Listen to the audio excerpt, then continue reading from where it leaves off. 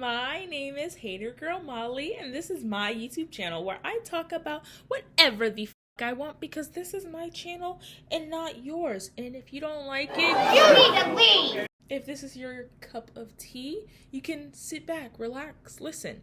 You don't even have to watch the video, guys, really.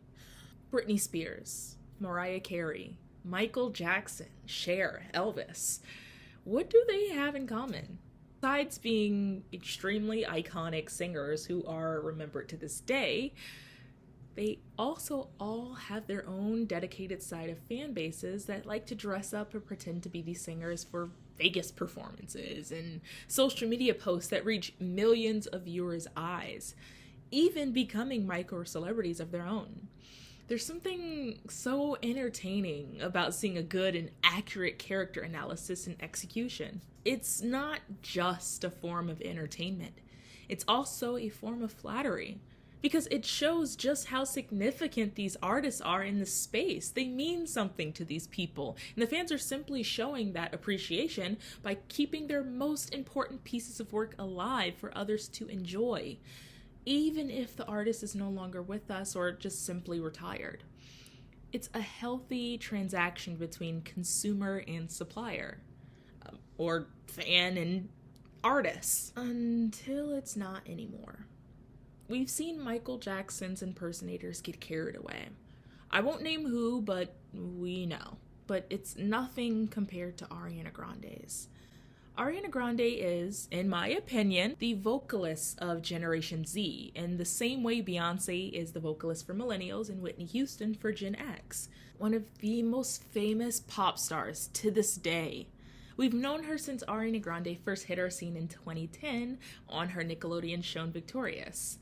That was actually one of my favorite Nickelodeon shows, aside from like Drake and Josh, but that's neither here nor there. Her career took off with her debut album Yours Truly dropping, selling over 100,000 copies in just its first week, and gaining her first solo #1 on Billboard Records. Ariana wasn't stopping with just that.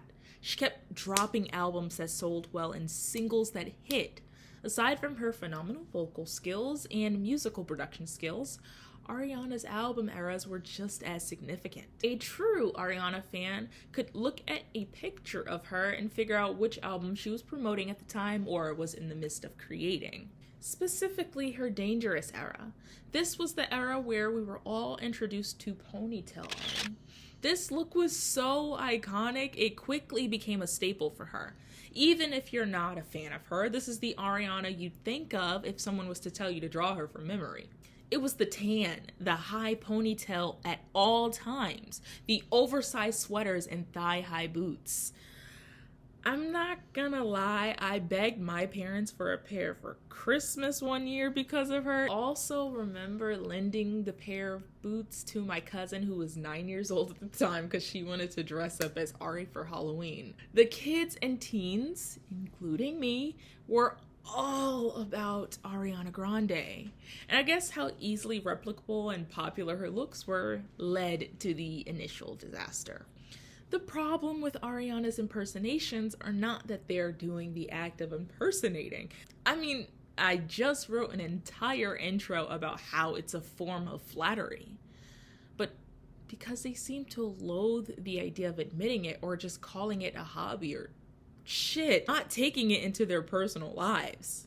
It's going beyond the fun, entertaining nature of it and hovering, damn near crash landing, into personality disorders.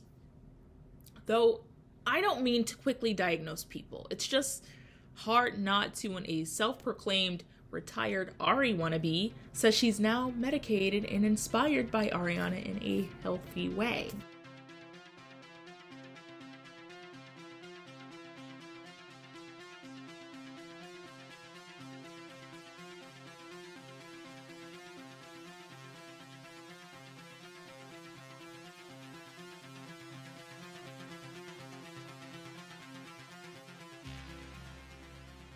It's Gabby. So today I'm uploading this video. You can see from the title and the thumbnail.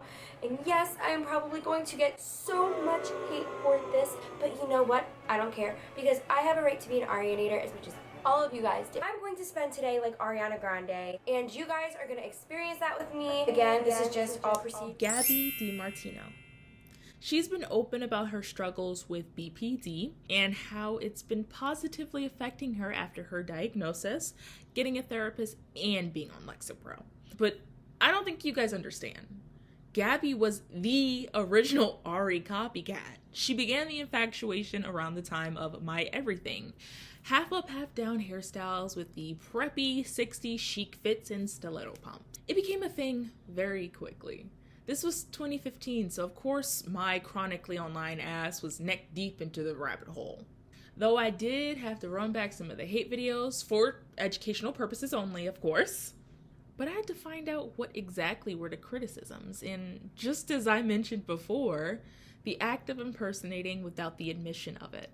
But of course, Gabby was going through something, so I won't beat a dead horse. Now, you're probably expecting me to mention a certain Ariana impersonator that had a certain documentary come out, but I think I'll pass. Simply because I am not desperate enough to pay $8 to watch a girl dress up exactly like someone, stare into a camera and say, I just look like her. I don't know what the big deal is. Though we've seen many social media posts associating themselves with her, as recent as last week. I think there's a lesson to be learnt here on everyone's end. In this case, beating the dead horse only turns it into a zombie and they end up making a documentary about you. But in all honesty, I think it is important to do a little more heavy lifting when it comes to sensitive things like this, because it's obviously some mental disorders going on. It's even worse when it comes from the support of the family as well. If your family is looking at you and saying what you're doing is okay, but the entire world isn't, of course you're going to only assume that the world is against you and your family just loves you. I don't know. This is Hater Girl Molly signing out. Bye!